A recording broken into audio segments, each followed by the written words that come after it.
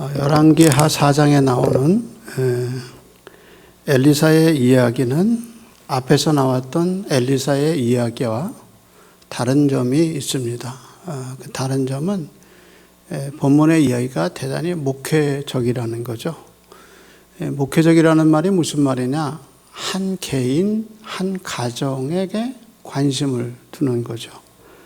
그래서 본문의 이야기가 이전에 있었던 많은 사람을 대상으로 했던 기적의 이야기가 아니라 열왕기하 4장에 나오는 내용은 가정에 관한 얘기, 가난한 가정을 엘리사가 어떻게 대했느냐 하는 가정에 관한 한 가정에 초점을 두고 그 가정의 문제를 해결하는 목회자로서의 접근을 우리가 볼 수 있죠. 그래서 4장에 나오는 수넴 여자의 이야기, 그리고 본문에 나오는 선지자 생도의 아내 이야기가 가지고 있는 의미는 대단히 목회적이다라는 거죠.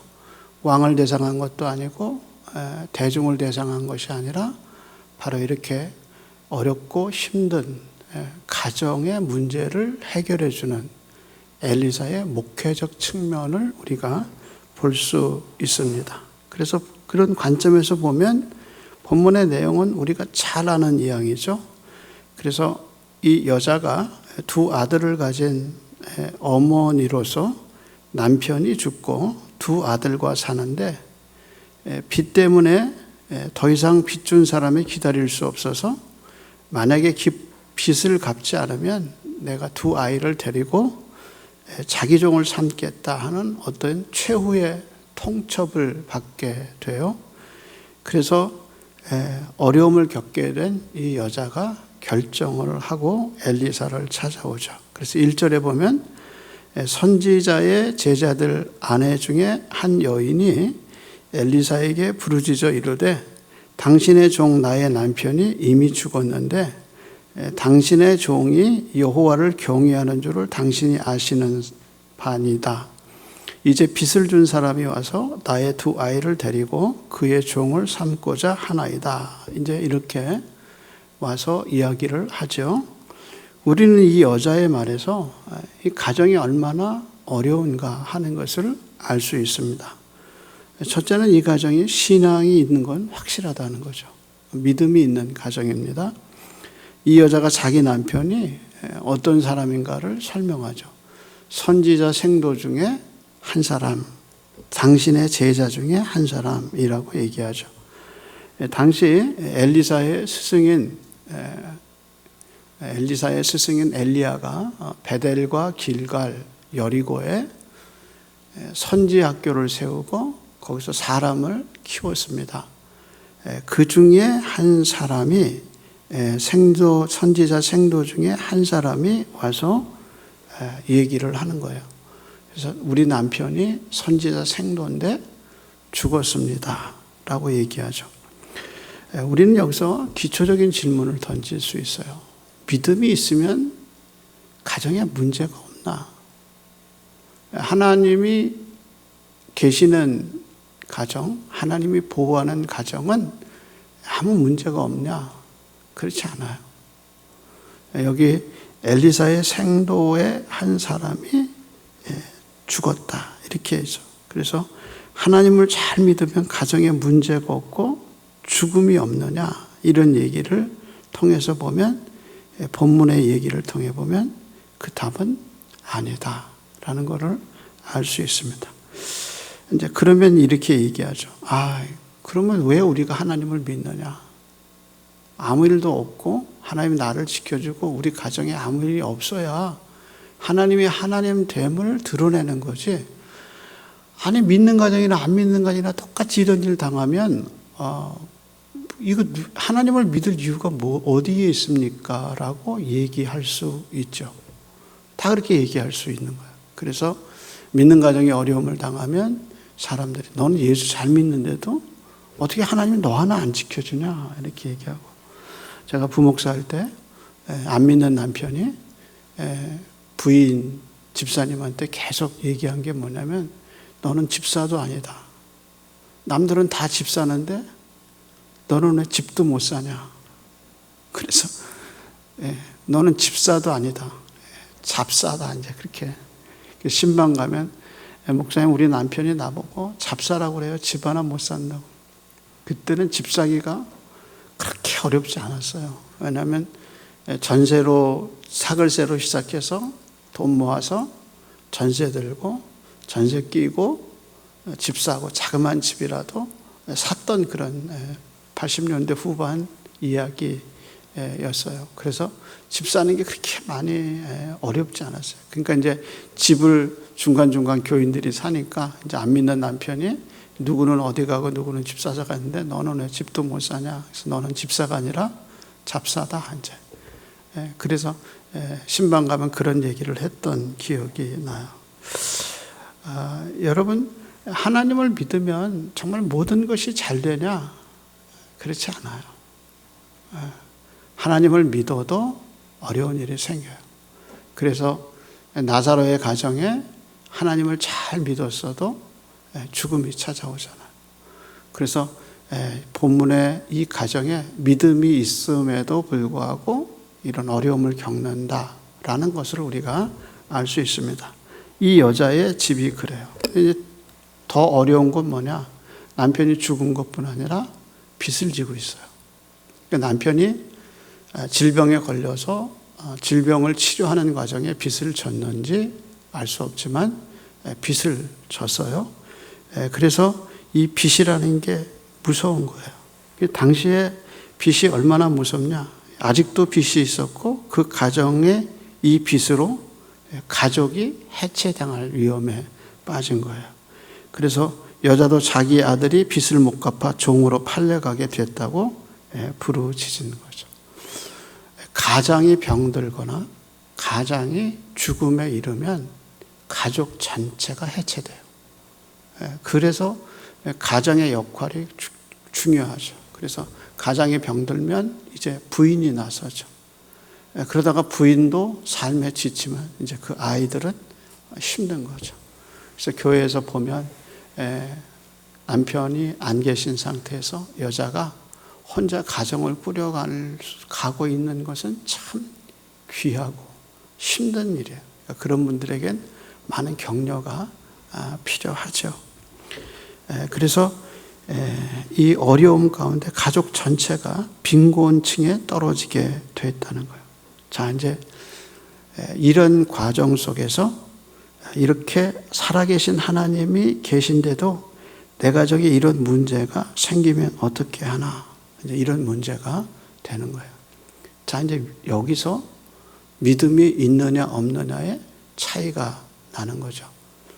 위기는 똑같이 와요. 삶의 위기는 어디서나 똑같이 생길 수 있어요. 근데 문제는 그 위기를 대응하는 우리의 태도가 문제가 되는 거예요. 이 여자가 어떻게 이런 위기를 맞았느냐? 선지자 생도를 죽게 돼서 자기 남편이 그렇게 선지자 생도로 죽게 됐어요. 그럼 이렇게 얘기할 수 있잖아요. 하나님은 안 계셔. 내 남편이 그렇게 신앙생활을 잘했는데 어떻게 이렇게 하나님이 우리한테 할 수 있어? 하고 하나님을 떠날 수도 있고 하나님을 원망할 수도 있어요. 근데 어떻게 했느냐? 엘리사를 찾아오죠. 그리고 하는 말이 당신의 제자가 얼마나 하나님을 잘 섬겼는지 당신이 아시지 않습니까? 하고 이 문제를 가지고 엘리사를 찾아왔다는 겁니다. 그래서 이 여자가 인생의 위기를 당하고 그 위기에서 한 말이 이 여자의 뿌리가 되는 거예요. 누구에게나 인생의 위기가 오면 그 위기 속에 밑바닥이 드러나요. 그래서 인생의 환난은 내 신앙의 진가를 드러내요. 진짜 내 신앙이 하나님 중심의 신앙이었냐? 아니면 내 신앙이 정말 하나님이 중심이 아니었던 신앙이냐 하는 걸 어떻게 아느냐? 그래서 인생의 위기가 와요. 예를 하나 들어볼까요? 여러분 욥의 아내 보세요. 욥이 잘 될 때 욥의 아내가 같이 예배드리고 하나님 같이 찬양하고 그랬던 욥의 아내예요. 근데 욥의 인생에 위기가 와서 모든 것을 다 잃어버릴 상황이 됐어요. 그때 욥의 아내가 한 말이 뭐예요? 너 하나님 지금도 믿느냐? 하나님 저주하고 죽어라 그러죠. 그러니까 똑같은 여자가 똑같은 인생의 위기가 왔는데 선지자 생도의 아내가 접근하는 법과 욥의 아내가 접근하는 게 다르다는 거죠. 그래서 위기는 우리의 바닥을 드러내요. 그래서 내 신앙의 뿌리가 뭔가 하는 것은 언제 하느냐? 인생의 위기, 다급할 때 오는 거예요. 사무엘상을 공부하면서 그 인생의 다급함을 만났던 두 사람이 있어요. 사울이 다급함을 만나죠. 하나님의 꿈으로도 우림으로도 그리고 선지자를 통해서도 말하지 않아요. 그러니까 다급했다 그랬어요. 그 다급함으로 어떻게 했느냐? 점하는 여자를 찾아가죠. 그래서 사무엘을 불러 올려라. 그래서 가짜 사무엘이 올라와서 예언하고, 그리고 그 예언을 듣고 사울이 지쳤어요. 그래서 어떻게 했냐? 점하는 여자가, 무당집의 여자가, 너 너무 왕이여 지쳤으니까 우리 집에서 내가 식사를 대접할 테니까 식사를 하고 가십시오. 그래서 제자들이 그 옆에 신하들이 같이 권해서 무당집에서 밥 먹는 것으로 인생이 끝나요. 그래서 밖으로 나갔더니 밤이더라. 이게 성경의 표현이에요. 그리고 그 다음에 어떻게 했냐? 죽어요. 다급해서 어떻게 됐느냐? 무당 찾아가요. 근데 똑같은 다급한 일을 누가 당하느냐? 다윗이 당해요. 시글락에 돌아왔어요. 아말렉이 쳐들어와서 다 자기 부인, 아이들, 부하들 부인, 아이들 다 데려갔어요. 그랬더니 그걸 보고 부하들이 어떻게 했냐? 돌을 들어서 다윗을 심판하라고 그랬어요. 돌을 던져서 다윗을 죽이려고 그랬어요. 그 돌을 던졌다는 말이 뭐냐? 심판한다는 말이거든요. 이렇게 일어난 일의 책임을 누구한테 돌렸냐? 다윗에게 돌렸어요. 그때 다윗의 상태가 뭐랬냐? 다급했다, 궁급했다 그랬어요. 그때 어떻게 했느냐? 에봇을 가져와라. 그리고 에봇을 입고 기도해요. 하나님, 내가 지금이라도 쫓아가면 찾을 수 있겠습니까? 하고 하나님께 물어요. 그러니까 인생의 위기가 왔을 때, 앞이 모르고 캄캄하게 되었을 때, 그때 가장 중요한 게 뭐냐? 그때 신앙이라는 거예요. 그래서 하나님을 믿는 사람과 하나님이 안 믿는 사람이 똑같이 위기를 당할 수 있지만 그 위기에 대한 대처, 그것이 신앙을 본질을 드러내는 거죠. 그래서 이 여자가 찾아와서 고백한 거예요. 내가 어떻게 하면 좋겠습니까? 하고 물어봐요. 그래서 엘리사가 이 여자에게 물어요. 두 가지를 묻죠. 내가 널 어떻게 도울 수 있느냐라고 묻고, 또 하나가 너희 집에 있는 것이 뭐냐 이렇게 물어봐요. 여자가 대답하죠. 우리 집에는 기름 한 그릇밖에 없습니다. 그러면 하는 말이 동네에 가서 빈 그릇을, 그 다음 말이 뭐죠? 한번 보세요. 뭐라 그랬나? 빈 그릇을 어떻게 했어요? 있는 대로 다 빈 그릇을 빌리되 조금 빌리지 말고, 4절에 보면 너는 내 두 아들과 함께 들어가서 문을 닫고, 그 다음 말이었어요. 모든 그릇에 기름을 부어 차는 대로 옮겨 놓으라. 그러니까 빈 그릇을 조금 빌리지 말고 어떻게 하라고 그랬어요? 많이 빌리라. 빈 그릇을 많이 빌려와라. 그리고 하는 말을 이제 모든 그릇을 다 빌리고, 그 다음에 4절에 보면 뭐라냐면 함께 그랬어요. 아들과 어떻게 그랬어요? 아들과 어떻게 하라 그랬어요? 중요한 포인트는 4절에 보면 두 아들과 어떻게 해요? 함께 들어가서, 그 다음에 어떻게 했어요? 문을 닫고 모든 그릇에 기름을 부어 차는 대로 옮겨 넣으라. 그러니까 4절에 보면 네 두 아들과 집에 들어가서 문을 닫아라. 그리고 빈 그릇에 기름을 채워 넣어라. 이렇게 얘기를 했어요. 우리는 이 가정 속에서 엘리사가 왜 두 아들에게 초점을 뒀을까라는 생각을 하게 되죠. 그래서 어머니가 두 아들을 데리고 들어가요. 여러분, 이 집 아이들이 종으로 팔려갈 수 있는 나이면 사춘기거나 아니면 최소한 초기 청년기 정도는 된 거예요. 근데 민감한 시기죠. 여러분, 민감한 시기에 부모가 느낄 수 있는 위험보다 아이들이 느낄 수 있는 위험이 더 커요. 그렇지 않아요? 그래서 부모가 애들이 어려운 일을 당할 때 애들은 말하지 않지만 이 위기로 느끼는 거예요. 아, 우리 집이 위기가 왔구나. 그래서 아버지는 죽었어요. 빚진 거 알아요. 자기네들이 종으로 팔려갈 거 알아요. 인생의 위기가 자기네들도 온 거예요. 그럴 때 그 아버지를 데려간 하나님에 대해서 민감할 수 있어요. 그래서 제가 아는 한 분도 청소년기 때 아버지를 잃어버렸어요. 그 자식이 갖고 있는 큰 의문은 뭐냐면, 왜 하나님이 잘 믿는 내 아버지를 데려갔을까? 그리고 아버지 없이 내가 왜 청소년기를 지나가게 했을까? 이게 풀리지 않는 의문이에요.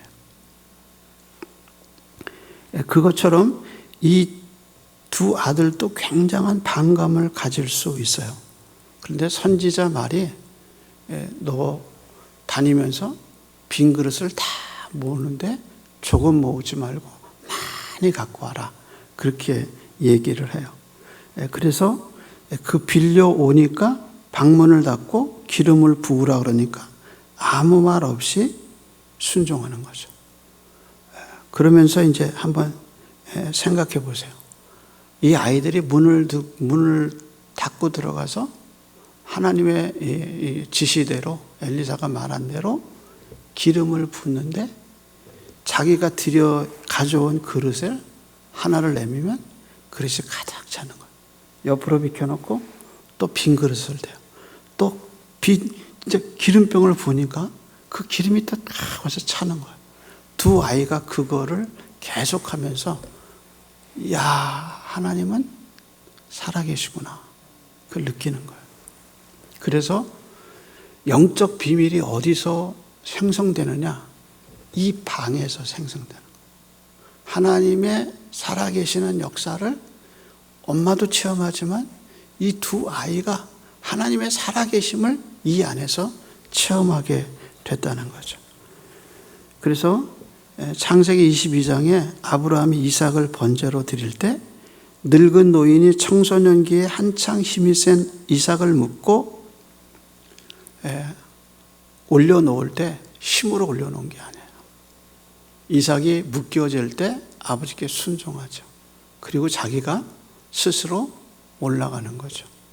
그게 바로 예수 그리스도가 십자가를 스스로 지시는 자발적인 십자가의 죽음을 바로 창세기 22장에서 우리는 볼 수 있는 거예요. 그런데 이 두 아들들이 엘리사가 하라는 대로 그대로 순종하는 모습 속에서 하나님의 은혜를 경험하는 것을 봅니다. 따라서 우리가 배울 수 있는 것은 이 어려운 상황에도 이 여자가 아이들을 믿음으로 키웠다는 것을 우리는 볼 수 있어요. 이게 이 여자의 큰 상급인 것이죠. 그러면서 우리가 본문에서 또 하나 배울 수 있는 게 뭐냐면, 그러면 기름병의 기적은 어디서 왔느냐? 하나님의 말씀에서 왔어요. 그래서 열왕기하 4장을 보면 이제 엘리사가 행한 4가지 기적이 나와요. 이제 기름병이 부어지는 기적과 죽은 아이를 살리는 기적, 또 독이 있는 음식에 독이 없어지는 기적, 그리고 아주 작은 음식을 가지고 100명을 먹이는 기적. 그래서 1절에서 44절까지 기적의 이야기가 적혀 있는데, 그 기적의 맨 마지막에 뭐라고 기록되느냐? 저자가 하고 싶은 말은 뭐예요? 여호와께서 하신 말씀대로 먹고 남았더라 라고 얘기하는 겁니다.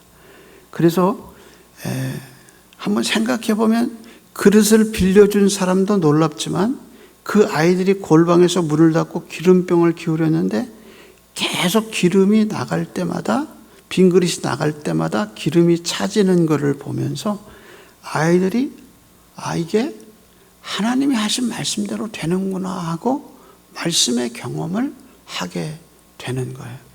그럼 이 아이들은 절대로 인생에서 어려운 위기가 와도 하나님의 말씀을 떠나지 않아요. 그것이 이 본문에서 갖고 있는 의미예요. 그래서 비슷한 사건이 이 앞에서 일어나잖아요. 베델에서 엘리사가 하나님의 권능을 받고 베델에 지나갈 때 베델의 젊은 아이들이 어떻게 얘기했어요? 대머리야 너도 올라가라. 그렇게 얘기하잖아요. 그러면서 앙콤이 나와서 그 대머리여 너도 올라가라, 그 말이 엘리야의 승천을 조롱하는 베델이라는 우상의 도시에서 나온 아이들의 이야기를 우리가 앞에서 들었어요. 그런데 지금 이 기름병의 이야기 속에서 우리는 이 어려운 인생의 위기 속에서도 하나님의 약속을 붙들고 하나님의 말씀대로 살아간 젊은 두 아들의 이야기를 우리가 보게 되는 거예요. 그러면서 하나님의 역사가 어떻게 누구를 통해서 이어지고 있는가, 그것을 우리는 알 수가 있습니다. 그러면서 어떤 위기가 와도 이런 하나님의 젊은이들은 하나님이 인도하시는 것을 우리가 볼 수가 있는 거예요. 그래서 저자가 베델의 젊은이와 지금 인생의 위기를 당한 두 아들의 이야기를 하면서 믿음이 얼마나 소중한 건가, 신앙이 얼마나 귀한 건가 하는 것을 우리에게 보여주고 있습니다. 그러면서 이 비밀은 군대 용어로 얘기하면 이게 내외비에, 이게 안에만 있는 사람만 알 수 있는 이 대외비예요. 그것이 바로 비밀이에요. 그러니까 이건 누구만 아느냐? 아들 둘과 엄마만 알아요. 그래서 이거를 이제 채워가지고 시장에서 다 내갈 때 사람들이 묻죠. 어떻게 해서 너 이렇게 기름 얻었냐? 기름이 나오려면 어떻게 해야 돼요?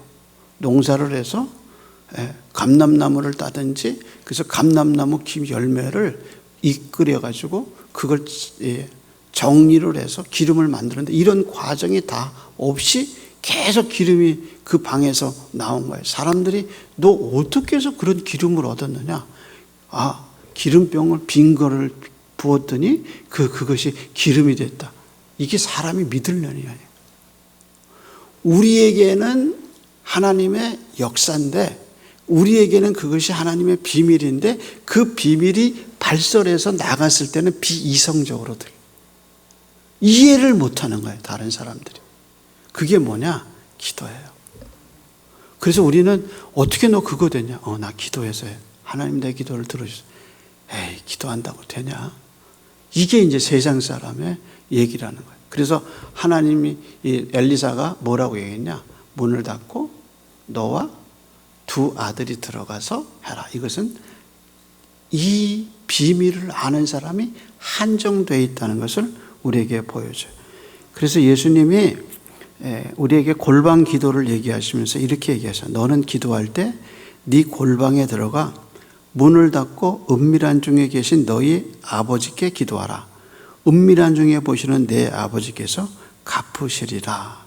그렇게 얘기했어요. 그러니까 위기를 당하면 가장 큰 이슈가 이거예요. 내가 믿는 하나님이 어떤 하나님이냐.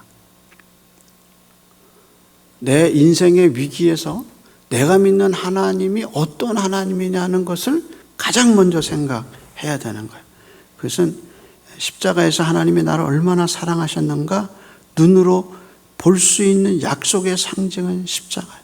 그래서 사도 바울은 하나님이 자기 아들을 내어주신 이가 어찌 그 아들과 함께 모든 것을 우리에게 은사로 내주시지 않겠느냐라고 얘기하셨어요. 그래서 이 여자가 붙잡은 것은 기름병을 기울이면 그 기름이 채워질 거라는 하나님의 약속을 붙드는 거예요. 그러면서 골방에 들어가서 두 아들과 함께 하나님의 약속이 이루어지는 현장을 자기들이 경험한 거예요. 그래서 우리의 인생에 위기가 찾아오면 우리는 어떻게 해야 되느냐? 하나님의 약속을 붙들고 골방으로 들어가요. 그래서 그 골방 안에서 역사하시는 하나님의 기름 부어주심을 기대하는 거예요. 그리고 그것이 어떻게 이루어질 것인가 우리는 기다리게 되는 거죠.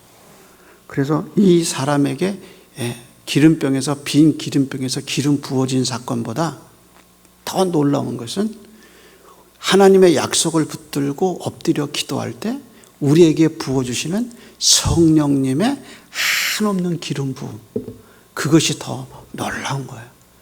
그래서 들어가기 전에는 캄캄하고 암흑이고 아무 빛이 안 보이는데 그 골방 안에서 기름이 부어주시는 성령님의 은혜로 평안을 찾고 약속을 찾고 문을 박차고 나왔을 때 하나님의 역사가 우리를 기다리고 있다는 거죠.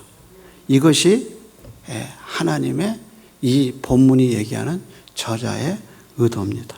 따라서 우리의 결정은 과부의 가족의 결정처럼 문을 닫고 들어가서 하나님의 약속을 실현하는 겁니다.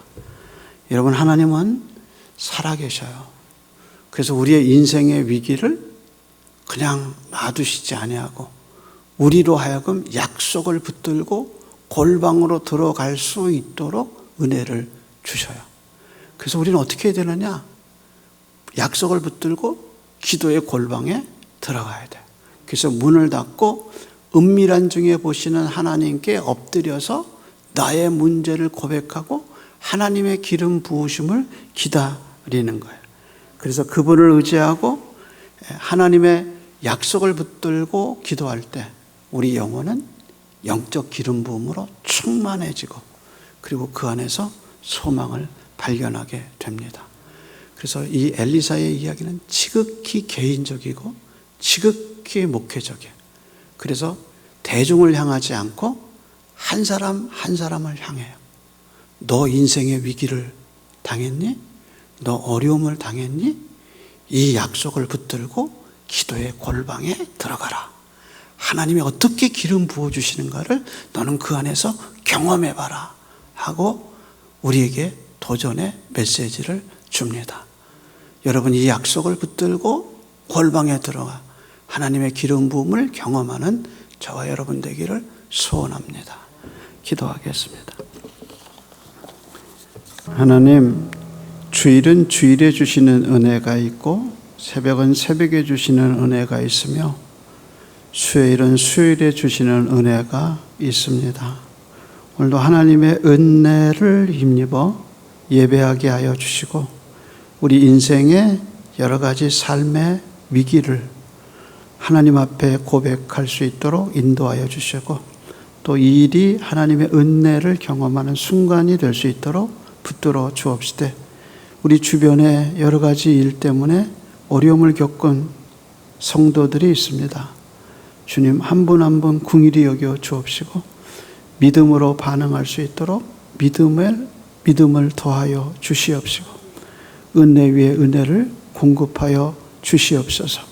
그래서 주변에 기도의 사람들을 일으켜 주시고 격려의 역사와 말씀의 역사가 있도록 하나님이여 은혜를 입혀 주옵소서. 투병 생활하는 이들, 삶의 여러 가지 역경을 겪는 이들 하나님 붙들어 주옵시고 또 우리 성도들 가정에 자녀들이 믿음으로 일어날 수 있도록 믿음 위에 믿음을 더하여 주시옵소서. 오늘도 기도하고 돌아갈 수 있도록 은혜 주셔서 감사합니다. 영광을 받아 주시옵소서.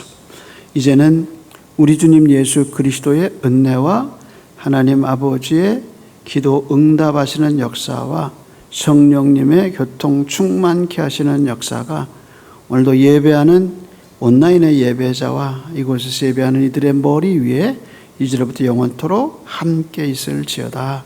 아멘.